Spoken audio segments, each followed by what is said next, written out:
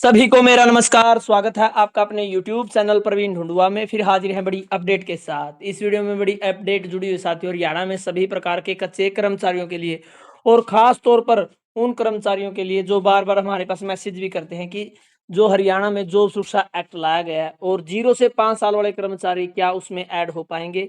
जिन कर्मचारियों को 15 अगस्त 2024 के बाद 5 साल कंप्लीट हुए, क्या उनको जॉब सुरक्षा मिलेगी? उसके अलावा कौन सी सर्विस जोड़ी जानी है, क्योंकि सर्विस गैप है साथियों बहुत सारे कर्मचारियों का।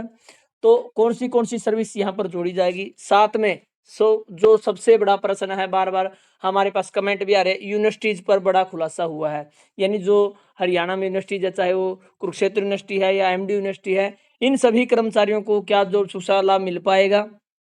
बिल्कुल साथियों, बारीकी से बताएंगे, क्योंकि ये जो वीडियो बना रहे हैं साथियों, ये विधानसभा में प्रश्न किया गया है विपक्ष की ओर से, जहां पर मुख्यमंत्री ने खुलकर इस पर जवाब दिया है। क्या सवाल किया गया था साथियों और क्या जवाब मिला है?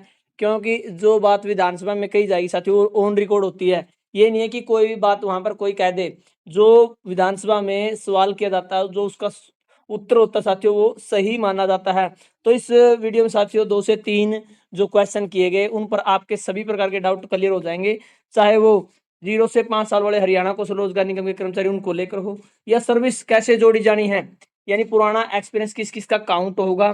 साथ के साथ यूनिवर्सिटीज पर जो बार बार हम लाइव प्रोग्राम करते हैं या कोई भी वीडियो बनाते हैं, तो यूनिवर्सिटी में अभी तक जो प्रोसेस नहीं शुरू हुआ, वो क्या कारण है, पूरा साथियों इसमें विवरण देने वाले हैं। इसलिए वीडियो को लास्ट तक आपको जरूर देखना साथियों।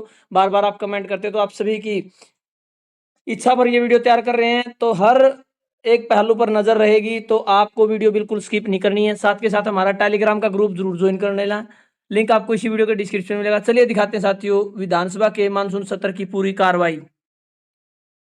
तो साथियों, जैसे आप स्क्रीन पर देख पा रहे हैं, हमने कच्चे कर्मचारियों की आवाज के नाम से टेलीग्राम पर ग्रुप बनाया हुआ है, जिसमें 1668 कर्मचारी जुड़ चुके हैं। जो भी नई इन्फॉर्मेशन आती है, सबसे पहले हमारे ग्रुप में देखने को मिलते हैं। कच्चे कर्मचारी संबंधी सभी प्रकार की अपडेट आपको बिल्कुल सटीक और सही तरीके से इस चैनल पर और इस ग्रुप में देखने को मिलती रहेगी। तो तुरंत प्रभाव से आप इस ग्रुप को ज्वाइन कर सकते हैं। लिंक आपको इसी वीडियो के डिस्क्रिप्शन में मिलेगी। तो साथियों, जैसा कि आप स्क्रीन पर देख पा रहे हैं, ये प्रश्न किया गया था अस्थायी कर्मचारियों को नौकरी की सुरक्षा प्रदान करने बारे।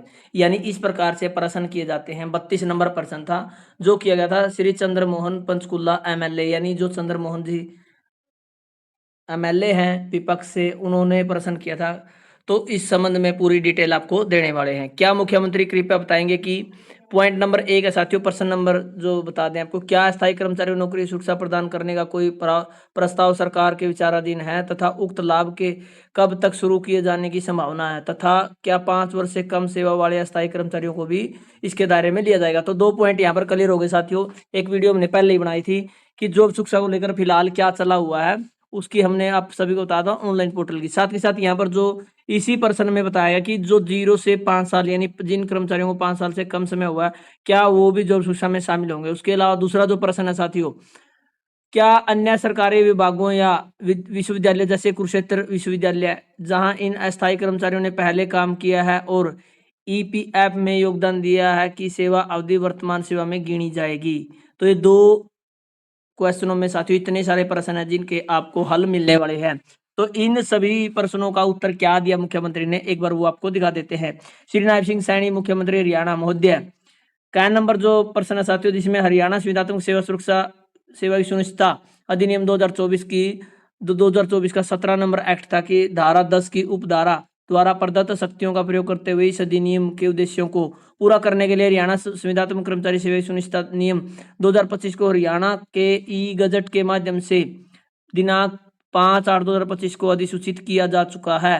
राज्य सरकार ने उक्त नियमों के तहत सरकारी सुरक्षा नौकरी सुरक्षा से संबंधित आवेदनों के प्रसंस्करण में पारदर्शिता, सटीकता और एकरूपता सुनिश्चित करने के लिए ऐसे मामलों को प्रस्तुत करने एवं उन पर विचार करने हेतु एक समर्पित ऑनलाइन पोर्टल मॉड्यूल विकसित करने का निर्णय लिया है। इस पोर्टल के शीघ्र ही लॉन्च होने की उम्मीद है। हरियाणा संविदात्मक सेवा की सुनिश्चितता अधिनियम 2024 की धारा 3 की उपधारा 2 के अनुसार 5 वर्ष से कम सेवा वाले संविदात्मक कर्मचारी इस अधिनियम के दायरे में नहीं आएंगे। तो साथियों, जैसे हमने सुबह बताया था आपको एक वीडियो के माध्यम से कि जो आप सभी को जॉब सुरक्षा का लाभ है वो उसके लिए जो आपके सर्विस रूल है वो 5/8/2025 को जारी हो चुके हैं। ये विधानसभा में मुख्यमंत्री जी ने बताया और साथ में बताया कि इस प्रक्रिया में सटीकता, पारदर्शिता और एकरूपता है, यानी सही तरीके से लागू हो। पारदर्शिता यानी मेरिट तौर पर जो कर्मचारी पात्र हैं वो शामिल हो। उसके अलावा एकरूपता एक साथ ये लागू हो। इन सभी को देखते हुए सरकार ने विचार किया कि एक ऑनलाइन पोर्टल बनाया जाएगा जो विकसित हो रहा है और कभी भी लॉन्च किया जा सकता है। उसके अलावा साथियों जो दूसरा प्रश्न था उसमें साफ साफ बताया कि जिन कर्मचारियों को 5 साल पूरे नहीं हुए तो इस एक्ट की धारा 3 में जो उपधारा 2 है उसके अनुसार बताया गया कि वो नहीं जोड़े जाएंगे। यानी 0 से 5 साल वाले कर्मचारी साथियों ध्यान से सुन लें, आपको जॉब सुरक्षा लाभ बिल्कुल भी नहीं मिलेगा। ये विधानसभा की कार्रवाई है भाई। मैं तो स्टार्टिंग से कह रहा हूं लेकिन कुछ साथी नहीं मान रहे हैं। जिस कर्मचारी के एक दिन भी कम है तो उनको फिलहाल इस एक्ट में शामिल नहीं किया जाएगा, उनको जॉब सुरक्षा नहीं मिलेगी। अब चलते साथियों प्रश्न नंबर 2 था जो उसका उत्तर क्या आया है।